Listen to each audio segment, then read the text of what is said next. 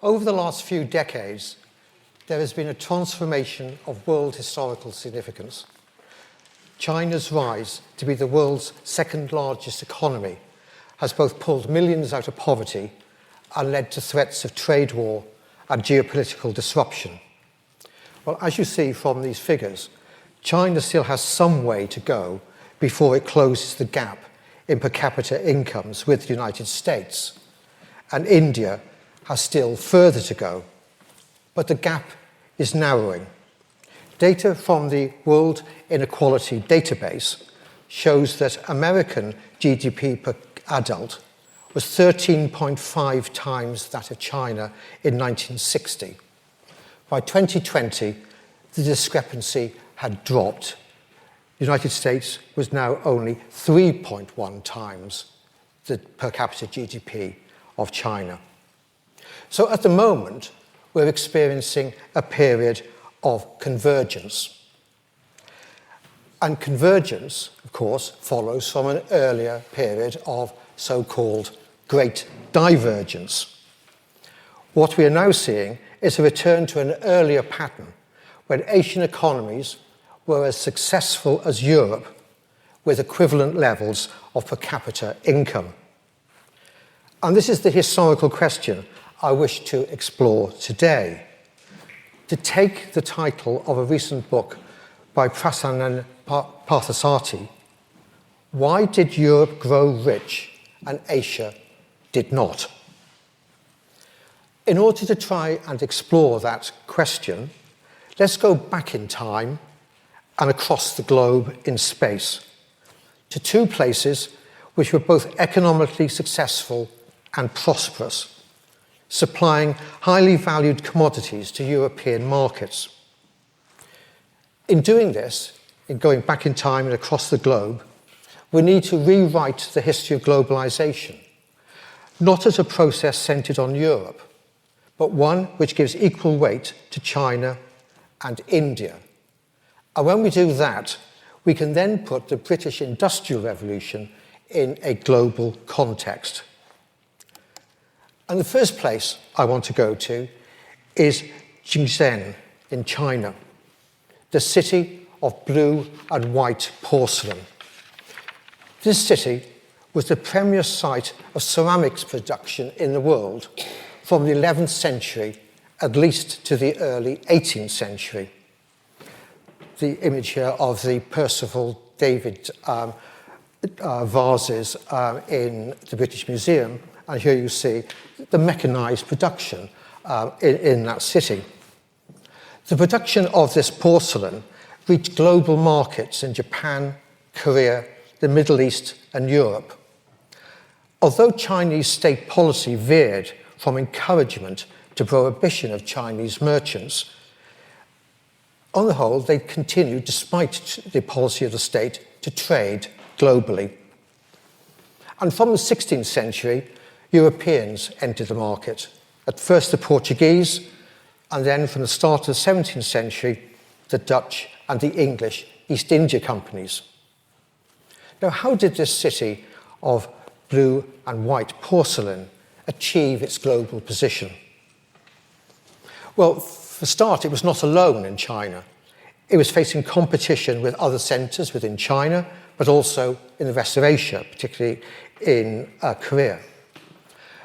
There was knowledge of consumer preferences because of the trade in these commodities and the competition. The city was embedded in global networks. For example, the cobalt, which is used for the blue porcelain here, came largely from Persia. But it's also an important role of the imperial court. It was largely controlled by the emperor and supplying materials, ceramics, not just for the emperor and the family, but for a wider group of courtiers. For example, a recent book argues that there were 100,000 eunuchs, each with a servant and perhaps an adopted son. And in 1433, Jingzhen was required to send 443,500 pieces of porcelain to the eunuchs. Now, the court then is a very important element in the trade. And this leads to tension between the administrators appointed by the imperial court and the workers in the kiln who wanted to go and work for private kilns. So there's a tussle going on here over the control of scarce resources, reserves of the fine local clay which is used, and the attempt to bind skilled workers to the imperial kilns and not to the private kilns. So the scale of the court market could also be a weakness in terms of constraining the market mechanism.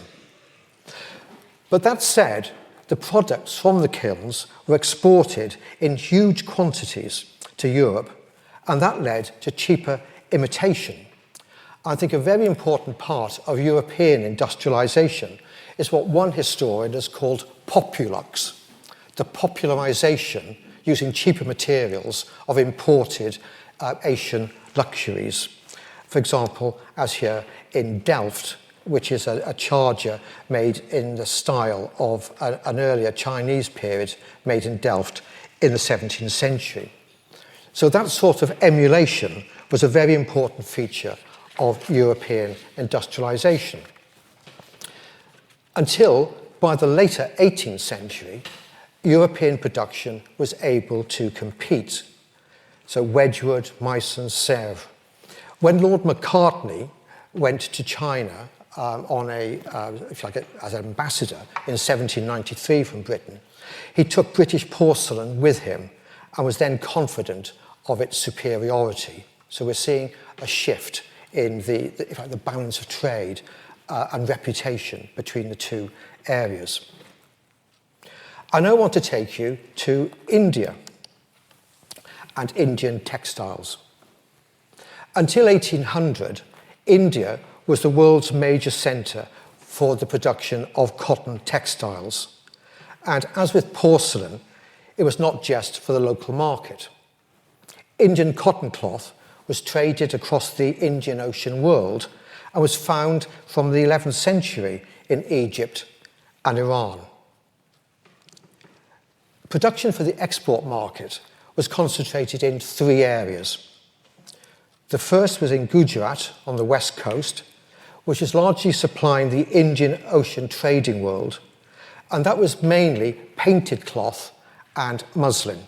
And here we see a painting by George Romney of Lady Lemon wearing a muslin dress in about 1785.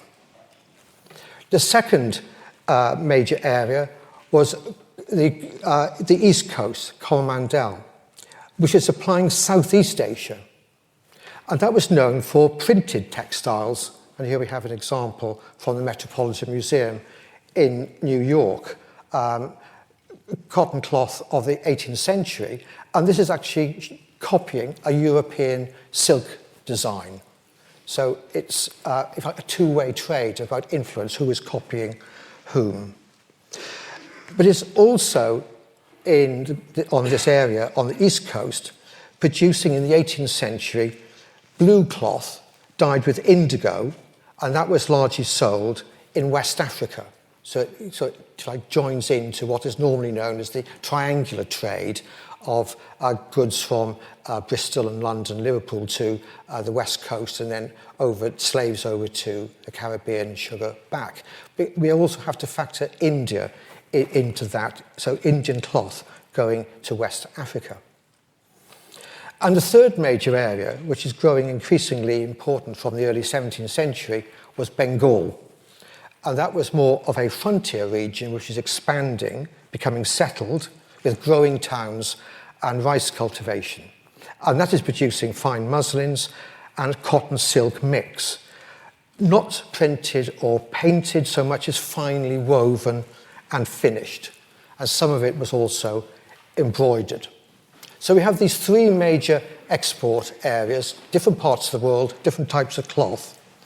And then there are also other centres which are more inland, providing local markets in Delhi and the Punjab.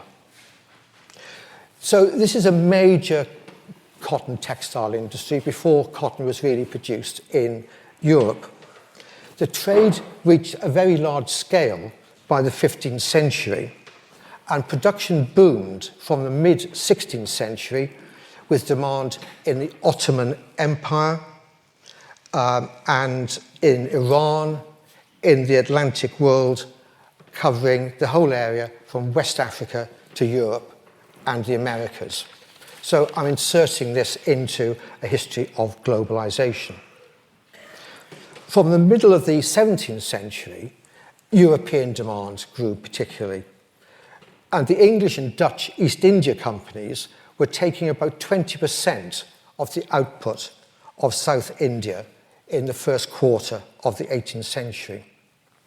And in particular, there was an expansion from Bengal in the export of plain white cloth, of calicos, for finishing and printing in Europe. So both this region of China that I'm talking about and India were centres of global trade networks. And what we should see is a global economy that was not centred on Europe, but what the historian Ken Pomerantz calls, and I quote, a polycentric world with no dominant centre. Only after 19th century industrialisation, he says, was well advanced does it make sense to see a single hegemonic European core. So polycentric before Europe becomes hegemonic. Now, this huge demand in Europe for the porcelain goods from China, the textiles from India, was not mirrored by a large amount of trade going the other way. It was paid for in bullion.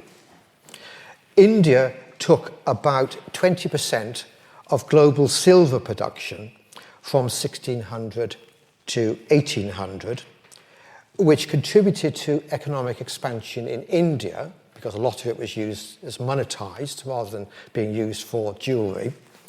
And some of it also flowed into China. And here we have an example of that, which is a Spanish-American silver coin. This is the one I found here is 1803. I don't know if you can make out the details, but it has what are called chop marks. So it has impressions here from merchants in China who have tested, assayed the silver to make sure it is worth what it claims to be worth.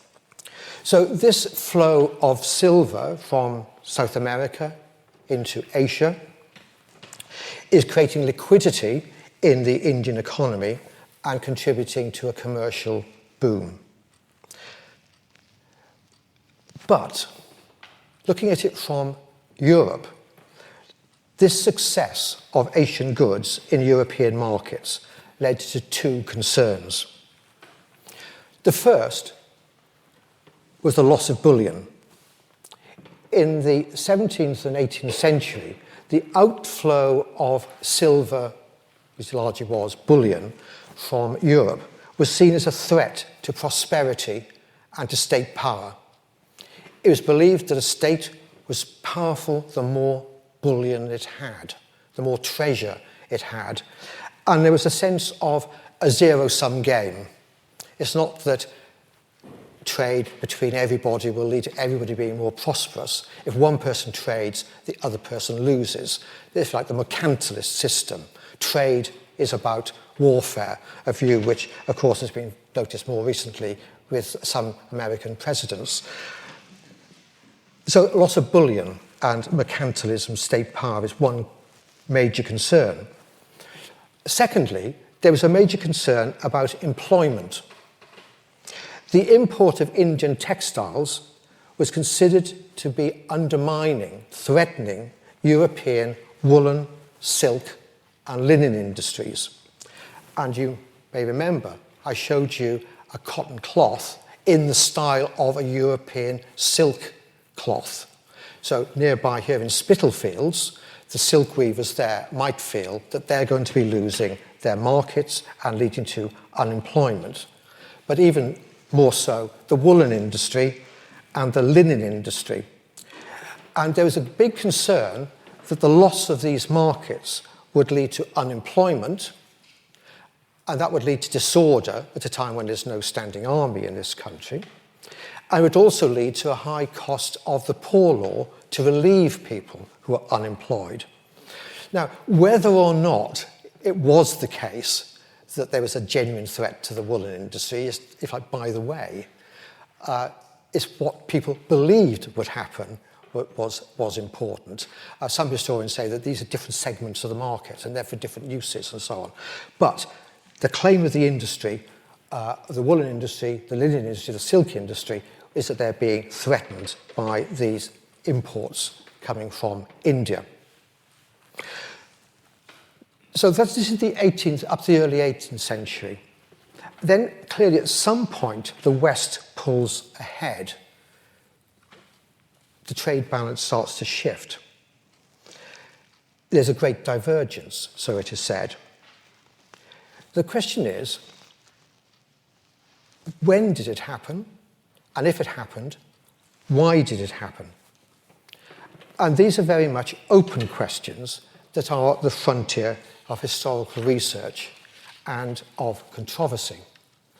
And I want to set out to you some of the debates which are going on around this. So the next section of my lecture is to ask, when did the divergence happen? Well, this debate starts around about 2000 in a book by Ken Pomerantz, whom I was just citing, and the book is called The Great Divergence. He argued that the divergence started around 1800, that until 1800, per capita income levels in the most prosperous areas of Asia, the Yangtze Delta, and parts of India that I've been talking about, were on a par with Europe. To quote the key view of his book, Europe did not in fact become much better off than East Asia until industrialization was well underway, so around 1800. He argues that Europe was not free of Malthusian pressures any more than other large economies before about 1800. That Europe could, like Asia, have gone down a different economic route, labor-intensive production, using cheap, abundant labor, to save scarce resources.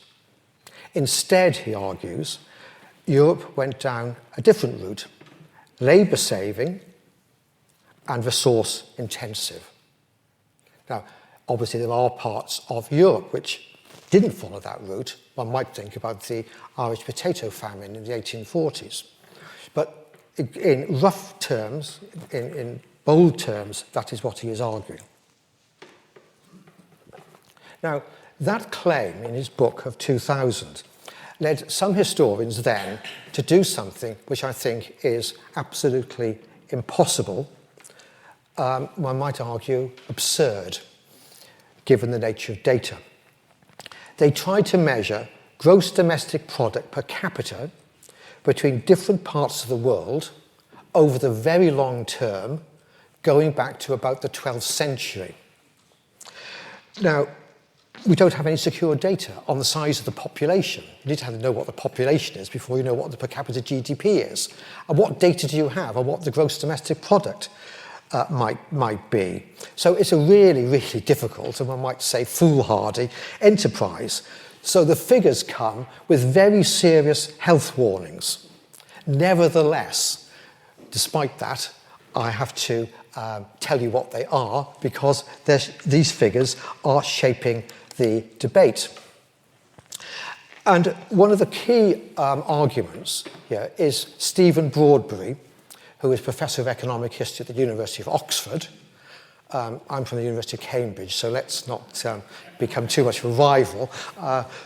But he is arguing from this that, in fact, the divergence happened much earlier. So if you look at Italy is here pulled way ahead of China, the red line, by 1300. That's where he claims he has the figures. So he's saying great divergence in per capita GDP happens around about 1300. And then Holland, the Netherlands, pulls ahead in the 15th century until it stabilizes. And then, so he said that's the great divergence happening there. And then you have what he calls the little divergence when England pulls ahead, the yellow line, and soars ahead. So you have the great divergence, southern Europe against China around 1300, and then northwest Europe pulls ahead later. So that's his argument. Well, I've already said the data are suspect, and so is the comparison. You might think that comparing the most prosperous small parts of Europe, Italy, Holland, with the whole of China is just crazy. So the data's dodgy, but so is the scale on which the argument is being put forward. Now, Steve Broadbury admits that himself. So what he then tries to do is break it down into regions. And here we have the dotted line, which is the leading Chinese area, the Yangtze, and the leading European areas. And according to that data, if you're looking at regions, the divergence is in the first quarter of the 18th century. And you notice what happens according to this data. China has a positive drop in its per capita GDP at the point when Europe, the frontier, economic frontier, which is Holland and England, pulls ahead. So according to that data, the divergence is in the first quarter of the 18th century. And in looking back on his earlier work,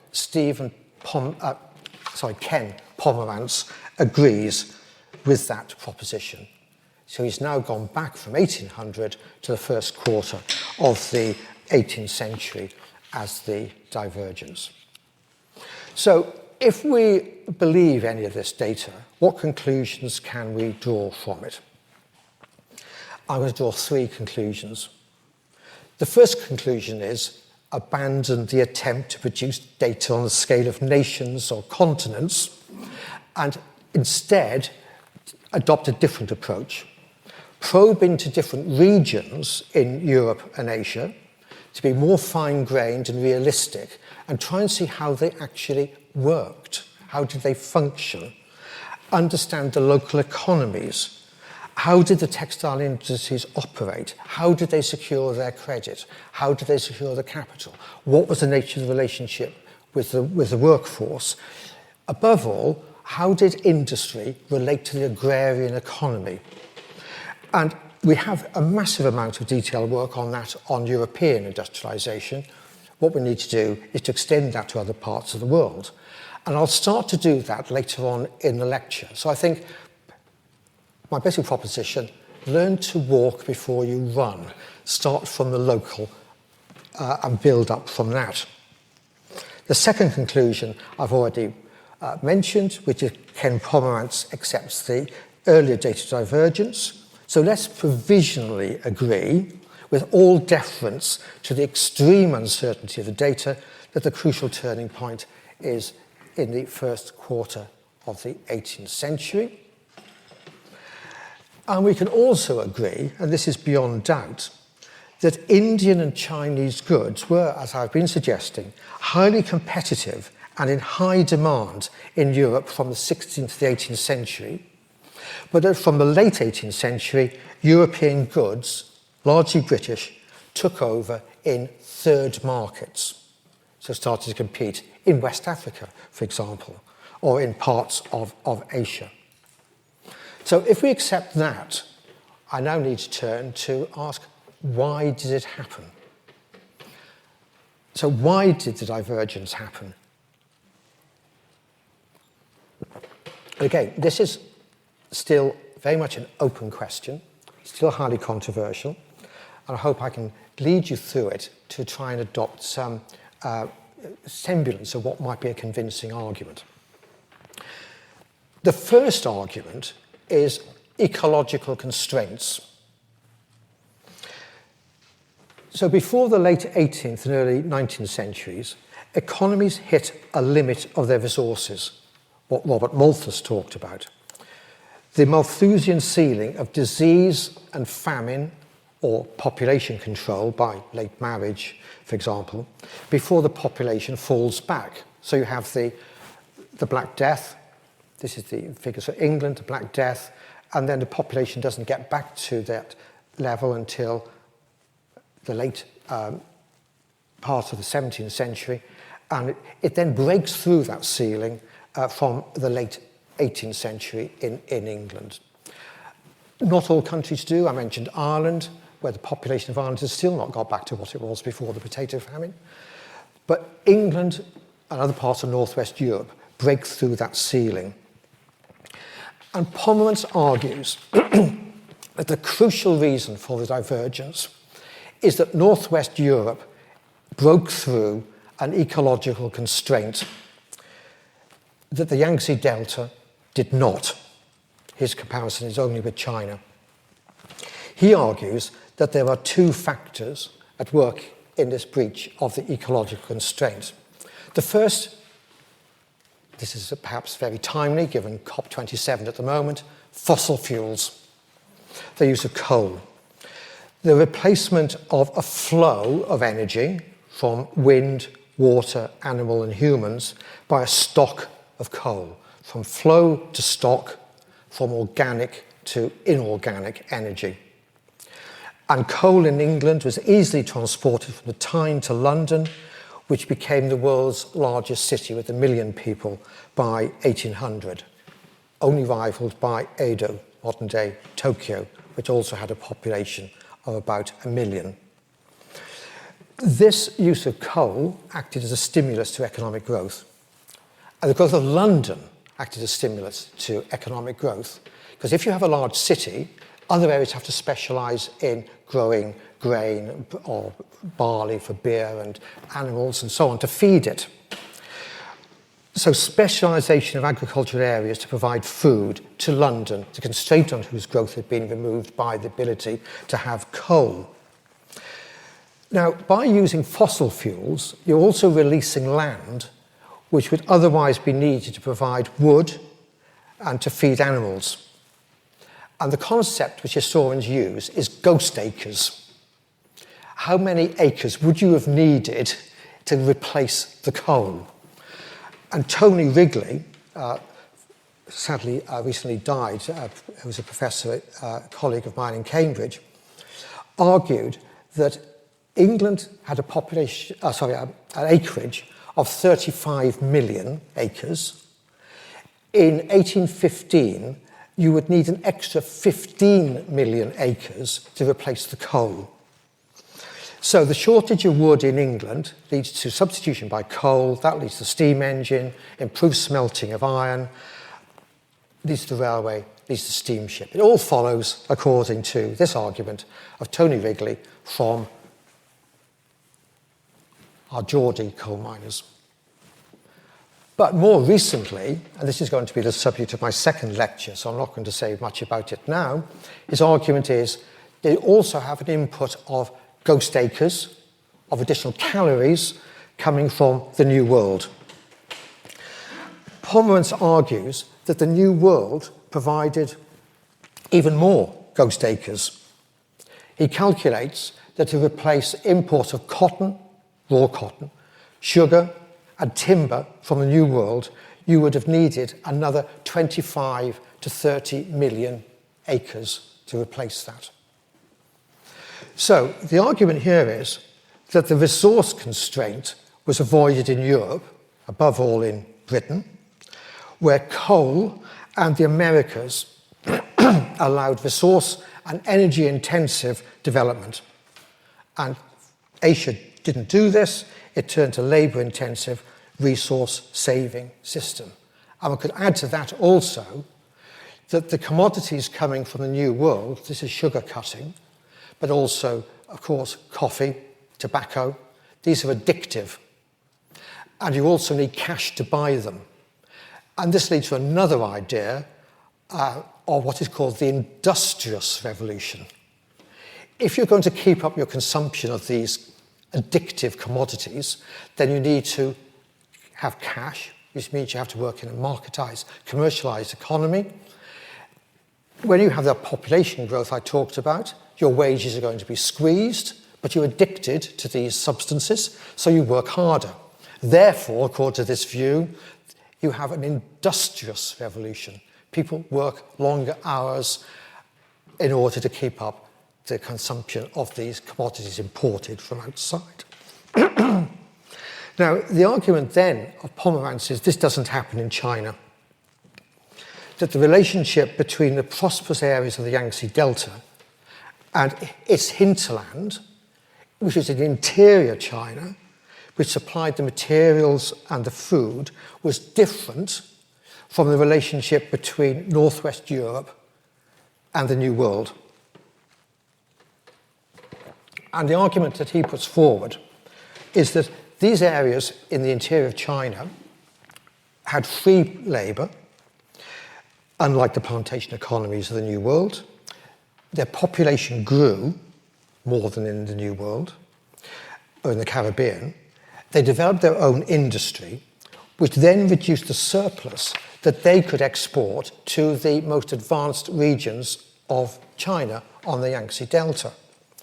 As a result, he says, it was harder for the leading and most economically advanced regions to keep growing. Well, that's the ecological argument, which can be pushed a stage further if we follow Prasannan Parthasarthi, who I mentioned earlier on, who makes 3 points referring to different parts of Asia. And this involves close study of different parts of Asia, looking at the local economies, which is what I said is needed more than national statistics. So he says, first of all, China did have coal. So it's not enough to say that there was a serious resource constraint. There must be other factors at work there. And he says the ecological constraint there was flooding and soil erosion from deforestation and cultivation of the hills. The Chinese state tried to resolve those issues, but was unable to prevent continued movement onto the hills and the cutting down of trees and deforestation. So settlement on the hillsides of the Yangtze region continued into the 19th century with disastrous ecological consequences. And he says coal was not enough to resolve that. But if we go to Japan, he says, you have similar ecological constraints of deforestation. But there, the Tokugawa shogunate did deal with it. Here we have a Hokusai print from the early 19th century, and what you can see here is reforestation on the hills. And from an edict of 1684, the shogun managed the forests and reforested, controlled what was there and reforested. And that was then followed by other lords. They did not break through into the inorganic economy that I was talking about in England, but they stabilized the economy. And this leads to a little Asian divergence. Japan moves ahead of China. And then he says, India did not have an ecological constraint, he says, because it had lots of forests. Forests were still abundant, so it didn't need to turn to coal, and all that followed.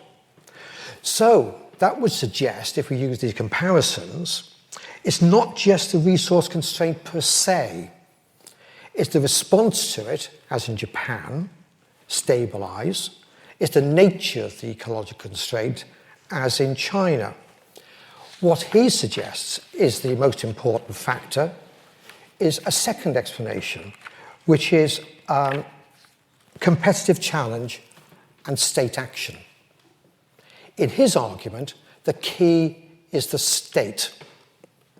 Now, it's often argued by people of a certain political persuasion that industrialization in Britain occurred despite the state. It got in the way, it was inefficient, it was an ancien regime. This argument says no, it wasn't. It was how the state responded to the competitive challenge from Asia. Now, I've already been hinting at that in what I've said so far.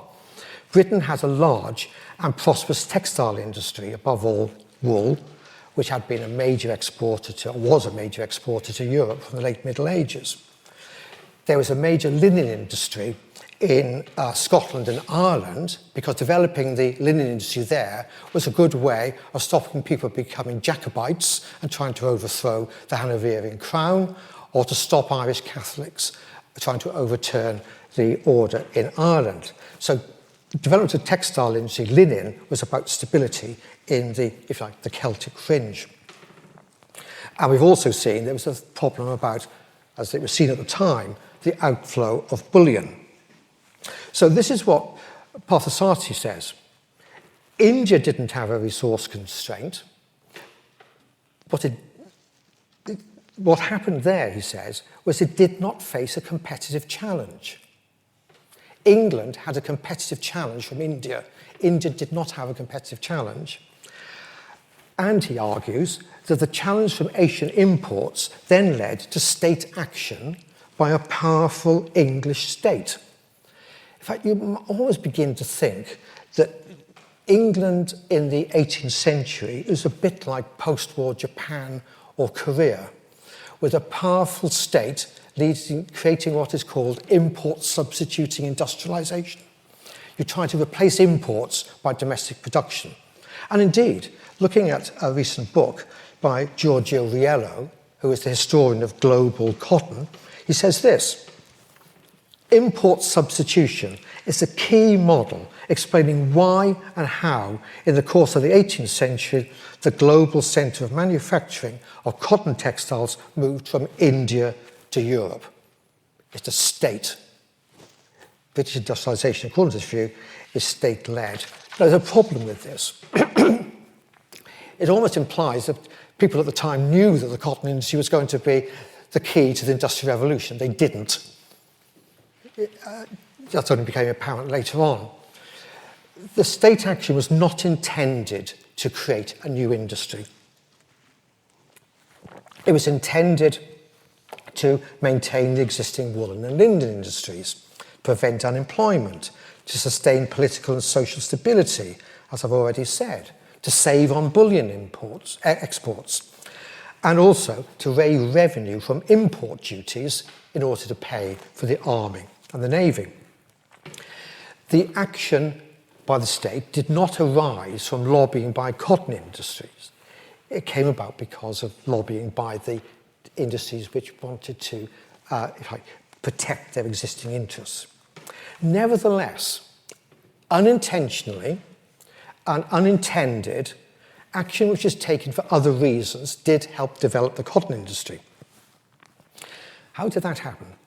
Well, in 1701, an act was passed in England for the more effective employing the poor by encouraging the manufacturers of the kingdom.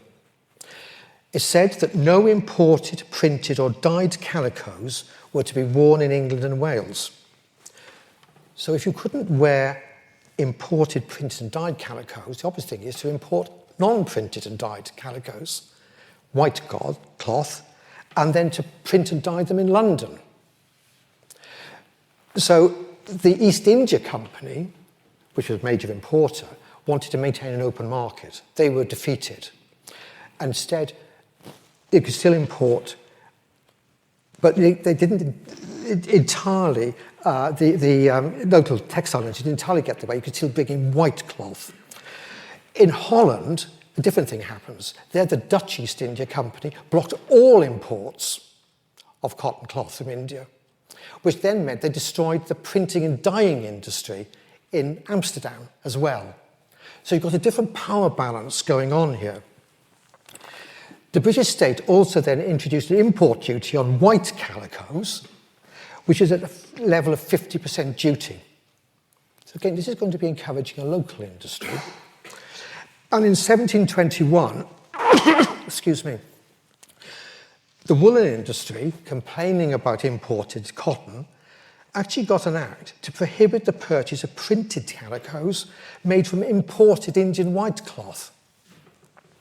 You could actually denounce your neighbour if you saw something which they were wearing, which is a cotton cloth. You could shop them and get a payment from the state. It was illegal to wear calico cloth. Now, the result of this is it actually develops another industry, fustians, which is a mixture of linen and cotton, because that act said you could wear linen and cotton, mixture, fustian. What this does is actually boost the development of the Lancashire fustian industry, which then forms the basis of the cotton industry. And by 1774, they're getting their way, and you are then allowed to wear all cotton cloth without being shopped by your neighbour if they see it on the washing line. So what you see happening here is that unintended action to protect the woolen industry, the linen industry, but not getting their entire way, is leading to the development of a native local industry. And by the early years of by the third quarter of the 18th century, this is taking over third markets, particularly in West Africa, and then later on in the Americas. And exports of cotton in 1800 were about 60% of the entire production. So the argument here is it's being driven by competition with India in global markets. So far the argument is saying two things. Resource constraints, which can be escaped from in Britain, which had coal and a resource of the New World, more than the Yangtze. And then secondly, the argument is India did not have a resource constraint, but it did not have the competitive challenge and didn't have the state action to develop a local industry. Well, I think there can be an exaggeration of the role of the state. It wasn't like Korea or Japan. But it's a third argument which comes in. And this can almost become an ideological argument. So you have the view of the world historians that I've been talking about, is the state what did it? And there's a view of Stephen Broadberry, an economic historian, no, it's the market. And the argument of Stephen Broadberry is that state, let's not exaggerate how powerful the British state was in the 18th century. It might have some impact, but he said that rather, it's wages. He said that wages in Lancashire were higher than in India by the early 18th century. Productivity in England was higher than it was in India, but nevertheless, the wages in India become so low that it's impossible to compete. And he argues that wages in India were about a sixth of the level they were in Lancashire. Okay, so a huge discrepancy. And he looks at that by converting wages into the silver equivalent. How much silver would you have from that? So that's one measure. The other argument of other historians is, no, that's the wrong way of looking at it. It's how much food could you buy with your wage? And according to that measure, the difference, the world historians, is not so wide at all. So again, it depends upon whose data you believe here, whose argument believe. The Broadberry argument is that it's all about wages. So the argument here is wages in Britain are high, and that then leads to innovation. So it's a high wage economy leads to innovation, to higher productivity, which can then compensate for the low wages of India, and that then by about 1770, it's possible to take over the third markets. By the 1830s, it's possible to take over the internal market within India. The problem here is you've got two completely different sets of data about what the wage differentials are. So the honest answer is we don't really know with any certainty. The best conclusion I would argue is that the discrepancy of wages were not as high as Broadberry suggests. they would be way below subsistence level if he was right. And I don't think that is true.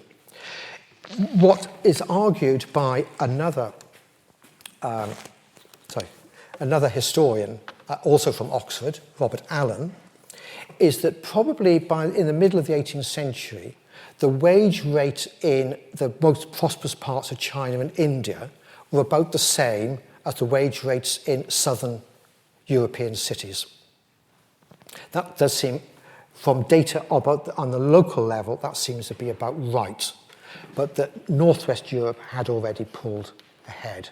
So again, we need to look at a more fine-grained way at this. Now, what I would like to argue is that there are two other arguments which are better. We need to move even further. And I'm now, in the last moments of the lecture, going to suggest what I think is a better way of looking at it. The first of my better arguments is social structure and economic development. And if you look at this data here, you see that there are very big contrasts between what is happening in England and in Europe. 18th century England was unusual in having a very rapid release of labour from the land. Sorry, that line is skipped a bit. So in Britain, at a per capita income of $550, where are we? Something's gone wrong with the way that data is laid out there. The basic point is that England released labour from the countryside at a much earlier period than did France. And most urbanisation in Europe in the 18th century was in England. You see that the urbanisation goes up from 6% to 24% in England, where it doesn't really go up at all in Europe. And most of the gain in European urban population was in England. 70% of all population growth in cities was in England in the later years of the 18th century. So taking the data on agriculture, in Britain at 1840, 28.6% of male workers were in agriculture. That figure should be over there. And there were in France 47, and there were 47.3% in industry, whereas in France 50.6% were in agriculture, only 28.7% in industry. Apologies that the lines somehow got muddled there. Now, the other point here then is you've got high urbanisation going on in England, release of population from the land, but also you have a big difference in size of farms. The average farm size in England in 1700 was about 75 acres. In the Yangtze Delta, it was 1.9 acres. By 1800, the average farm size in England had gone up about threefold. And the labour cost of a large arable farm was about a third that of a small farm. So English farms are bigger to start with, and they get even bigger. And that improves labour productivity, which then allows the release of labour from the land into the towns. In England in 1801, 24% of the population was in towns. In the Yangtze, 1840, only 11%. So there's a big difference here in urbanisation, release of labour from the land into the towns. Why? And this is where we need to drill down into social structure. Let's look at it very, very quickly. In England, Black Death, which I mentioned earlier on, leads to an end of serfdom. It leads to an end of forced labour. But the lords, the feudal lords, increasingly gained ownership of the land. So they lose forced labour, but they get more secure ownership of the land. And instead of peasants, they have tenant farmers. Both tenant farmers and landlords have an incentive in maximising their cash income, using their resources to the best availability of their resources. Tenants pay cash rent. They want to maximise the cash rent. Landlords want to maximise the cash rent.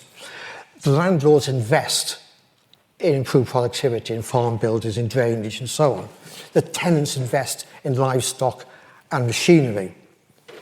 Labour is released from the land when its marginal productivity starts to decline.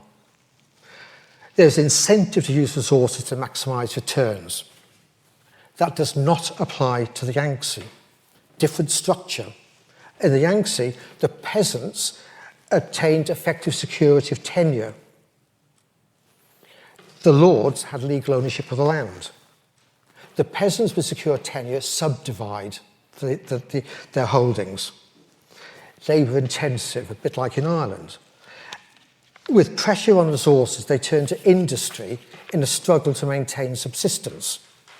But they don't have the income to generate new investment in machinery.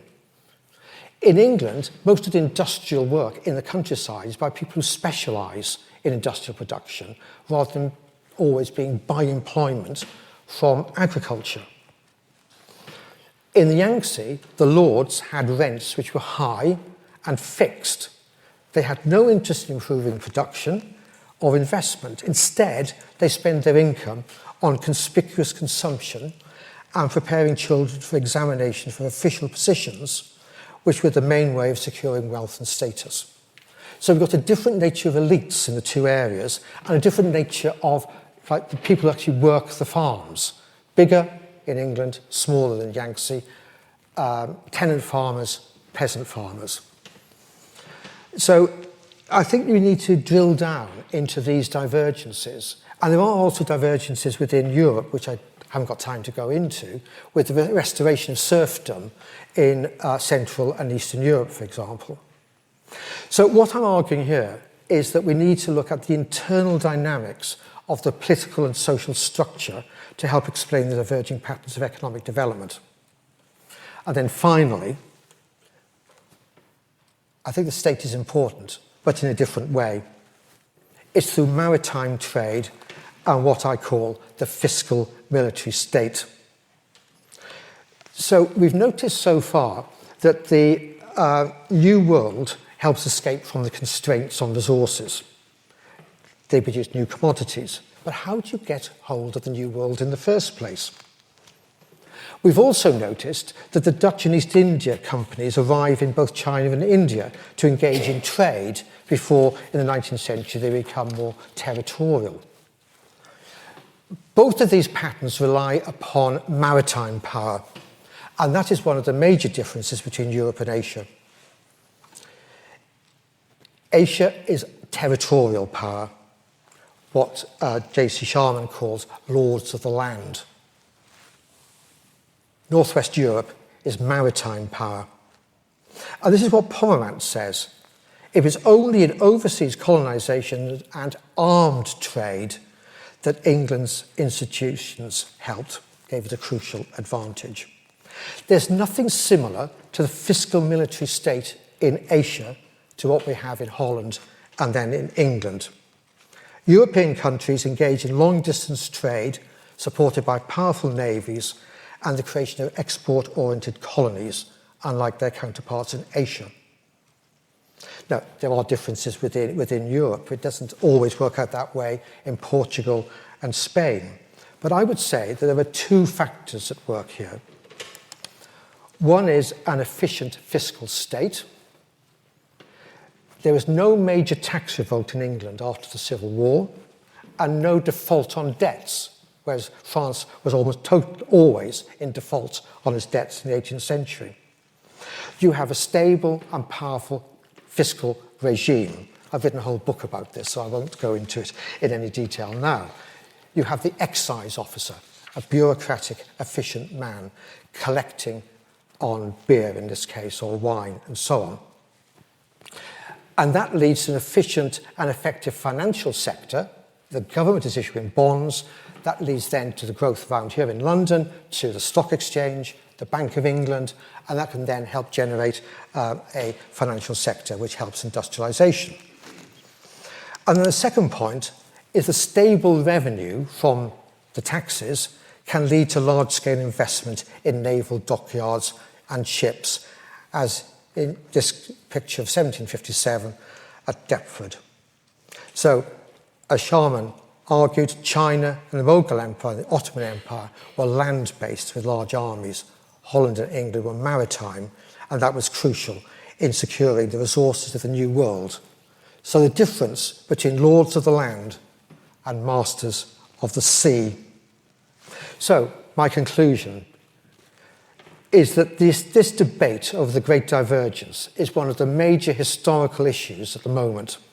It's at an early stage.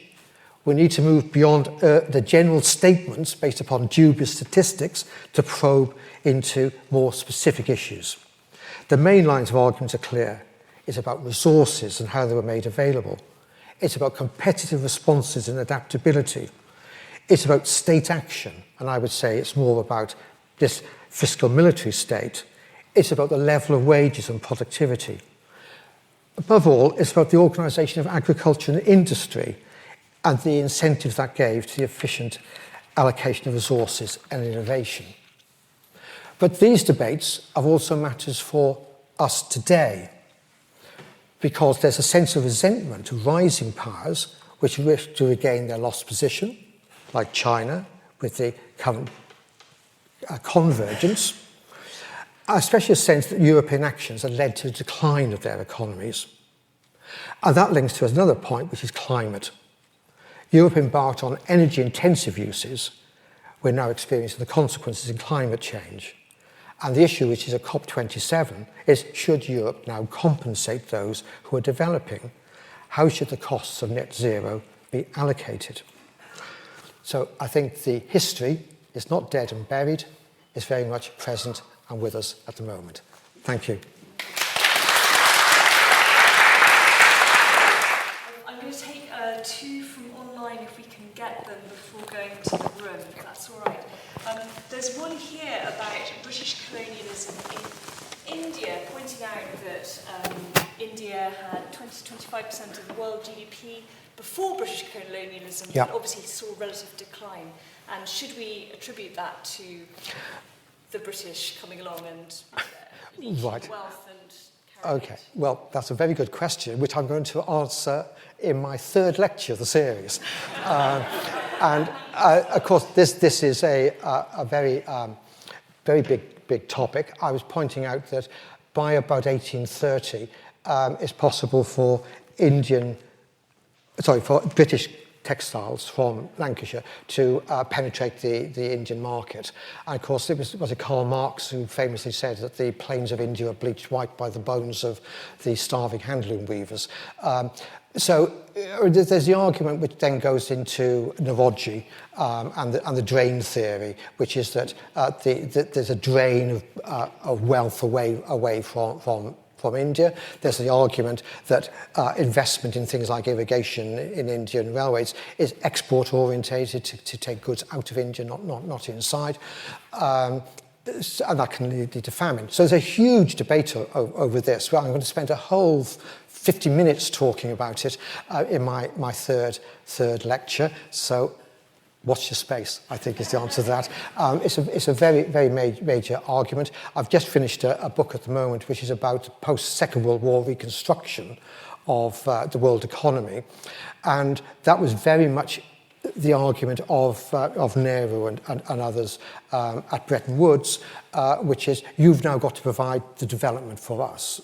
You've got to redress this balance. So I think that's the very much the issue I want to address. I'm not going to give away my answer to the question at this point. I've got another one here online about freedom of ideas, and this is talking about Joel Morkier's arguments. Yeah. About heterodox ideas could they thrive in the West, and is that why? Yeah, okay, so Joel Mokyr has written several books, most famous one of which is called The Enlightened Economy. And his argument is something particular about the Western mindset. Now, of course, that can be accused of being cultural imperialism. Many of the arguments that are being put forward in these books I'm talking about are saying China, of course, was incredibly advanced and sophisticated in its technology. And Joseph Needham's big project at Cambridge on Chinese science. India, similarly. So the argument that would be put forward by Broadbury and others, it's about the market. It's pushing it. And Robert Allen, who is in a debate with Mokia, is saying it's the wages. Excuse me. He said that from the end of the Black Death, wages in England, above all, Northwest Europe, were higher. And that is what really drives innovation. And most of the innovation was not caused by smart people in Cambridge or wherever, as if. It's working men in the factories adapting. So here he has an analysis of where did the ideas come from, and it's that incentive which would fit in with what I was arguing there about the nature of urbanisation and looking at craft networks. Because I got the bus down here today through Clerkenwell. So there you have all the sort of the people making the instruments for these ships. And what a lot of historians are looking at are the craft networks where they meet and exchange ideas in pubs and clubs and literary societies. So I'm not on the whole a big supporter of the Joel Mokyr argument. Thank you. How is it possible to talk about a great divergence when the health of workers in the British industrial cities was so notoriously poor? Well, yes. Okay, so we get back then into the whole issue about that graph I was showing us earlier on, this one. And I think I would agree with you, it was a damn close run thing. So if you look at the data of a demographic historian, Simon Schrater, he would argue that around about here, in places like Manchester, the mortality rate was equivalent to what it would be in a third world city in the early years of the 20th century. So yes, you're right. It's a very difficult issue. I thought the question there is whose health is being destroyed, and there's a trade-off which is absolutely dreadful. It was infant mortality. So older people they get the high wage, but the infant mortality rate is absolutely horrendous at that point.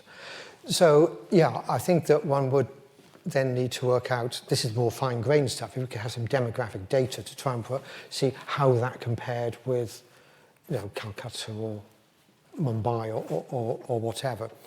But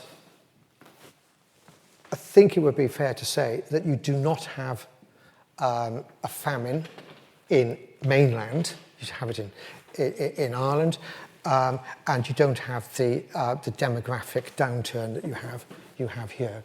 So it's a close run thing, and it's only from about 1840 that the standard of living starts to go up a lot more. Another point to be made, and I'll stop, which really supports some of the gloomy view of it, is who was working in these factories. So one of the innovations is to replace expensive men by cheap women and children. So Jane Humphreys, who is another professor of economic history at Oxford, disagrees with Bob Allen, a professor of economic history at Oxford. Bob says high wages, she says nonsense, cheap women and children being exploited in the factories. So, it's another very contentious issue there. I think my line would be, yes, a lot of it was about bringing women and children into factories. But I think that probably, despite the horrors that were going on, for adult men, they were not so badly off, and not demographically so badly off. So it's a distributional issue. Thank you. you so much, Professor Daunton. I'm really sorry, we are past time, so I think we're going to have to close there. But please do take any questions to Professor Daunton afterwards. And in the meantime, please come back for Slavery in the British Economy on Tuesday, the 7th of February next year, which is the next one in this 3-part series. Thanks Thank so you. much.